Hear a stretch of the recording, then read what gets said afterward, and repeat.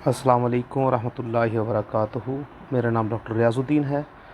हम एक सीरीज़ आपके साथ लेकर आए हैं जिसके अंदर हम अंडरस्टैंडिंग ऑफ पैथोलॉजी यानी कि मर्ज़ियात के हवाले से चीज़ों को बेहतर अंदाज में समझने के ऊपर हम काम कर रहे हैं। नाज़रीन, हमारे होम्योपैथिक साथी और हुक्मा साथियों का एक जो बुनियादी मसला इशू होता है वो पैथोलॉजी के अंदर थोड़ी सी डेफिशिएंसी होती है। हमारी काविश ये है कि हम इस डेफिशिएंसी को ओवरकम करवाएं।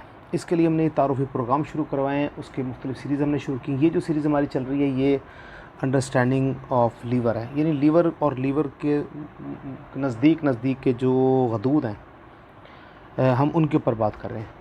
तो उसके अंदर हमने जिगर की मुख्तलिफ़ बीमारियों की बात की, पित्ते की बात की। अब जिगर के बहुत ही नज़दीक एक बहुत ही अहम गदूद है लबलबा यानी कि पैंक्रियास।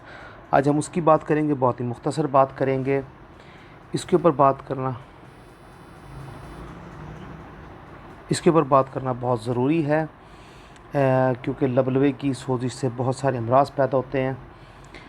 तो नाज़रीन, लबलबे की सोजिश को पैंक्रियाटाइटिस कहते हैं।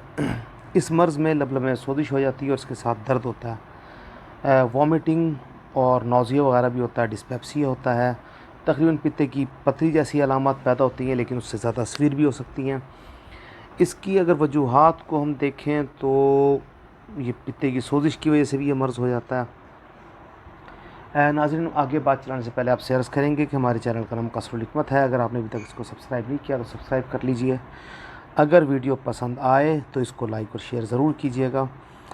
तो नाज़रीन, बात हो रही थी लबलबे की सोजिश की। तो हमने देखा कि लबलबे की सोजिश की अलामत पित्ते की सोजिश जैसी हैं, और जब हमने इसको गहराई से मुतालिया किया तो हमें पता लगा कि अगर पित्ते में सोजिश हो तो लबलबे में भी सोजिश हो जाती है, या फिर अगर पित्ते में पथरी बन जाए तो उसकी वजह से भी लबलबे में सोजिश हो जाती है। अगर बहुत ज़्यादा मकदार में कोई अल्कोहलिक है आदमी, ड्रंकर है, तो उसके लबलबे में भी सोजिश हो सकती है। बहुत ज़्यादा अद्वियात के इस्तेमाल करने से भी ये मसला पैदा हो सकता है।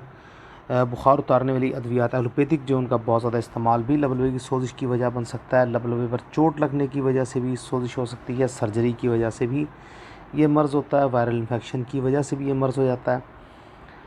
लबलबे में अगर ट्यूमर पैदा हो जाए या यानी कि जिसे हम रसौली कहते हैं, अगर वो पैदा हो जाए तो उसकी वजह से भी ये मर्ज़ पैदा हो जाता है। ये बीमारी क़ुव्वत मुदाफ़अत की कमी की वजह से भी हो सकती है।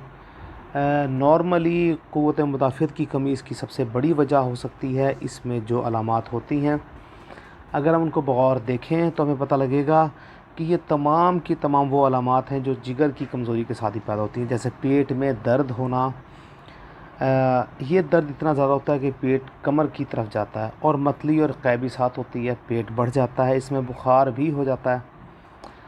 नॉर्मली ब्लड प्रेशर कम रहता है और हल्का सा यरकान भी होता है।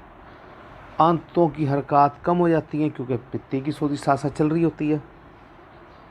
जब पित्ते की सोजिश चलेगी तो आंतों की हरकत कम हो जाएगी, कब्ज़ बढ़ना शुरू हो जाएगा, मरीज़ में कमज़ोरी बहुत ज़्यादा होनी शुरू हो जाएगी। अगर हम इसका पैथोलॉजिकल लेबॉर्ट्री टेस्टों के हवाले से बात करें तो सीबीसी इसमें करवा लिया जाए।